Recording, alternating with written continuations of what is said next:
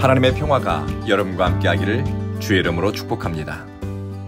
오늘 우리에게 주시는 하나님의 말씀은 마태복음 8장 14절부터 17절 말씀까지입니다.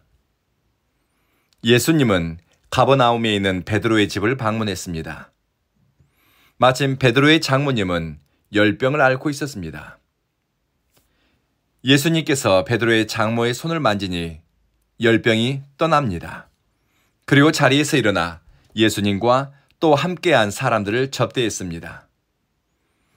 해가 떨어질 때쯤 사람들은 귀신 들린 사람, 몸이 아픈 사람을 많이 데리고 예수님을 찾아왔습니다.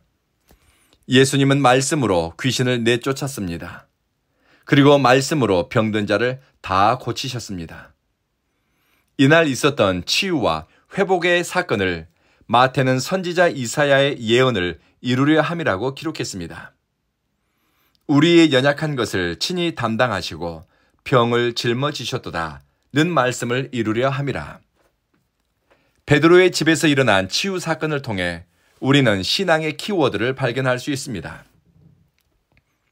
우리 주님은 구하지 않고 요청하지 않아도 때로는 응답하시고 역사하시는 분이십니다. 베드로의 장모는 먼저 병 고침을 요구하지 않았습니다. 주님의 마음이 움직여 먼저 다가가 그녀의 손을 잡고 회복시키셨습니다. 말하기 전에 아시는 주님, 멀리서도 우리의 생각과 마음의 소원을 살피는 주님의 모습입니다. 모든 것을 버려두고 예수님을 따르는 베드로의 특별한 헌신과 열심은 예수님이 베드로의 가족 또는 그와 관계된 사람을 의미 있게 대한다는 것을 알 수 있습니다. 선교 역사를 보면 한 사람의 회심과 헌신으로 인해 그와 관련된 사람, 가족, 그리고 공동체가 하나님의 놀라운 복을 받고 위대한 변화를 경험하는 이야기를 많이 발견할 수 있습니다. 예수님을 따르는 여러분의 헌신과 하나님 나라를 위한 선택으로 말미암아 여러분 곁에 있는 사람에게 하나님의 선하심과 인자하심이 나타납니다. 내 구주 예수를 사랑하고 주님을 따르는 한 사람을 통해 축복의 물고가 열리니 이 은혜가 여러분과 함께하기를 주의 이름으로 축복합니다. 그날 밤 예수님을 찾아온 대부분의 병자는 대낮에 의원을 찾아가 문제를 해결할 수 없는 절박한 상황에 처한 사람들입니다. 내일 아침까지 기다릴 수 없을 정도로 다급한 사람들입니다. 혹은 의사를 찾아갈 엄두조차 낼 수 없어 예수님께 막연한 희망과 기대를 걸고 찾아온 사람들입니다. 제가 인도 오지 마을을 방문해 부흥 집회를 인도하면 수십 명에서 100여 명의 사람이 산골 오두막집 교회로 몰려옵니다. 저는 새벽 1시, 2시까지 제 기도를 받기 위해 기다리는 사람들을 보았습니다. 병원을 찾아갈 형편이 안 되거나 약을 구입할 여력이 안 되는 사람들이 대부분입니다. 오랜 병으로 몸과 마음에 지친 가족들이 환자를 데리고 기도 한번 받겠다고 찾아옵니다. 서 있는 것도 버거울 정도로 병색이 짙은 사람들에게 병원에 가세요, 의사를 만나세요, 약을 처방받으세요 라고 말하고 싶지만 그들은 병원까지 찾아갈 교통비도 없는 사람들이 대부분입니다. 정답을 말하는 것이 도움될 때가 있지만 때로는 아무 말 없이 손 잡아주고 안아주고 기도밖에 할 수 없는 경우도 있습니다. 저는 오늘 본문에서 늦은 밤 예수님을 찾아온 각종 병자들을 바라보는 주님의 시선이 상상됩니다. 긍휼과 자비의 마음에서 우러나온 만져주심, 슬픔과 안타까움으로 가득한 시선, 공감하고 만져주고 말 들어주고 회복의 은총을 구하는 주님의 모습을 느낍니다. 이렇게 해라 저렇게 해라 정답을 말하는 것은 바리새인과 율법학자들이 잘하는 것입니다. 긍휼과 공감, 불쌍히 여기는 마음, 밤 늦도록 환대하는 열린 품은 세상을 향한 모든 연약한 인생을 대하는 우리 예수님의 모습입니다. 예수님은 산상수훈, 산 위에서의 가르침을 주시기 전에도 많은 병자를 고쳤습니다. 마태복음 4장은 모든 병과 모든 약한 것을 고치셨다라고 기록하고 있습니다. 산 위에서의 가르침, 산상수훈을 마치고 난 후에 마태는 10가지의 기적을 언급합니다.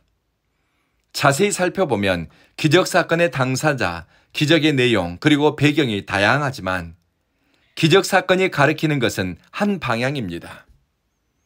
기적사건, 불치의 병을 치유하거나 초자연적인 능력을 행하심을 통해 예수님은 천국의 가치를 드러냅니다.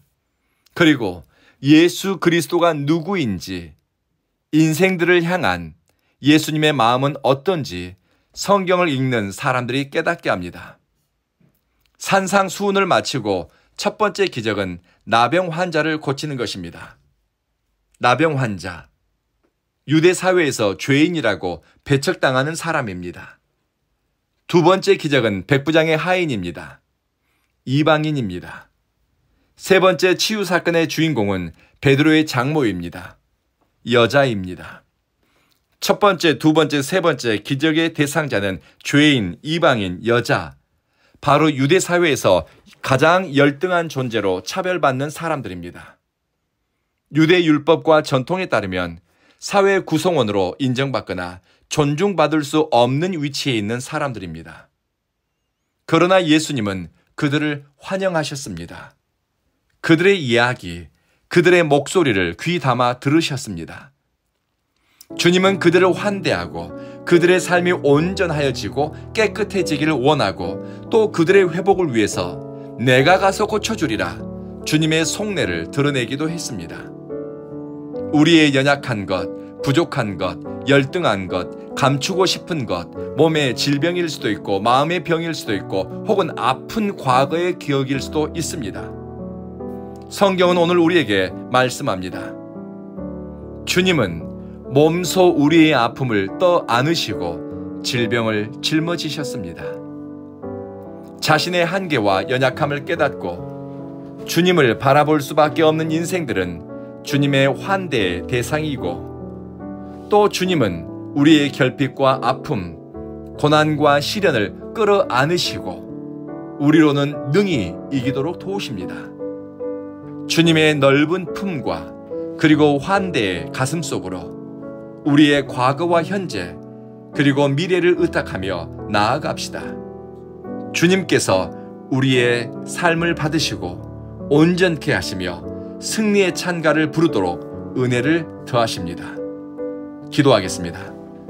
자비하신 주여, 연약한 인생을 보듬어 주시고 감추고 싶거나 드러내고 싶지 않은 약점도 문제 삼지 않고 있는 그대로 껴안으시는 주님을 믿고 신뢰하고 사랑합니다. 주 안에서 주님의 만져주시는 손길을 통해 우리의 몸과 마음이 회복되며 삶이 또는 일상이 회복되게 하소서. 그리스도와 함께 우리의 인생이 의미 있게 하소서. 사랑하는 주여, 우리 온 교회를 위해 기도합니다. 온 교회의 예배자들은 서로 겸손으로 허리를 동이는 자기 비움과 겸손의 영성을 몸으로 태도로 익히게 하소서. 말씀을 들으면서 생각이 바뀌고 말씀을 입으로 반복하고 말씀으로 기도하면서 삶의 거룩한 변화가 일어나게 하소서. 우리 온 교회를 통해 성령의 임재를 경험하고 삶의 목적과 동기를 새롭게 설정하는 기회를 갖게 하소서. 오는 주일에도 주님이 기뻐하는 예배자들을 불러 모아주시고 우리의 예배 가운데 성령님 역사하소서.